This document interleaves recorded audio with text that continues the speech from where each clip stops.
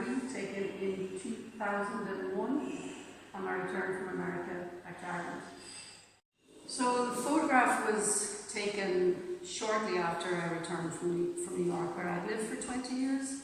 The photograph was very much informed about my experiences in New York, because I had been working, I actually went to SUNY in New York and I had studied some photography at the time, but I had also met Stephen Shore and was very much interested in American photography and the banal every day.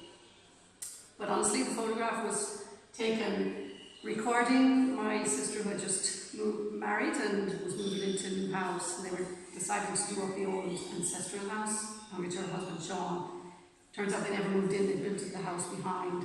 But it was a great opportunity. We had cleaned it and had a pledge. We were cleaning the house, and I documented the houses I went along, and I suppose I was fascinated with this interior of this country house, 250 years old, in County Limerick, and this fantastic blue. So I wondered, had these people actually been to the Mediterranean and brought back this azure blue, which was really beautiful, and a lovely kind of juxtaposition of the Sacred Heart with the pledge. I thought was kind of interesting, and even the little bit of red running through here, almost like the blood of the house.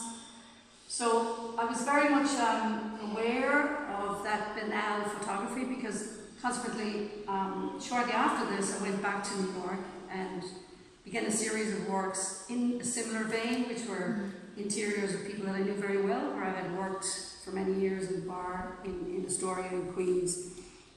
These were colour trannies, 35mm, and it was quite nice because they were in the Source magazine in 2001, so thanks to John Duncan for that. All of these guys were people I knew quite well, so there was a lovely trust that developed between me as the bartender and me as their friend.